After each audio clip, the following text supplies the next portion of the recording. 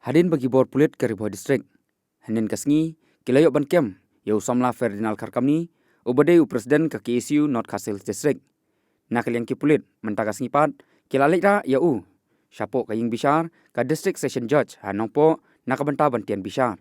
Bat hadin maladap bantian bishar larai ban bu shwa yau hapo ka polis custody namta shisngi ban pendap ya ki jing toket ki badangsa kumban shkedo lakono bau presiden ke KSU North Castle District usamla Ferdinand Karkamni. Uladong keti hak ban ketakti we police officer in charge ka umyang police station baru yau head constable katei ka tanan hak khatsan taring u risau aja ka khandai hadin ka jing kaja ka balami hak katei ka taring hadin ba we dukhot ka seng ula syara klemdau syapo katei ka tanan tat hadu bakalami ru ka jingania ka bajur hapdeng ute unoi lam ka KSU barki pulit ki baron hapo ka tanan hadin katei ka jingja une unong lam ka KSU ula phetri no yalade hadin bagi pulit ki latwet yau halor katei ka jingja bat hadin bala ujoru ya ka ijahar da u head constable ki bor pulit ka Ribuai District hadin bakilayo ya katei ka ijahar halor katei ka jingja ka balaja katei ka tarik baru hadin balawat penia lengba ki kor kamera CCTV halor katei ka jingja kila register ka kes baru ban pelong ya ka jingtwet ka bajur utoi nongelam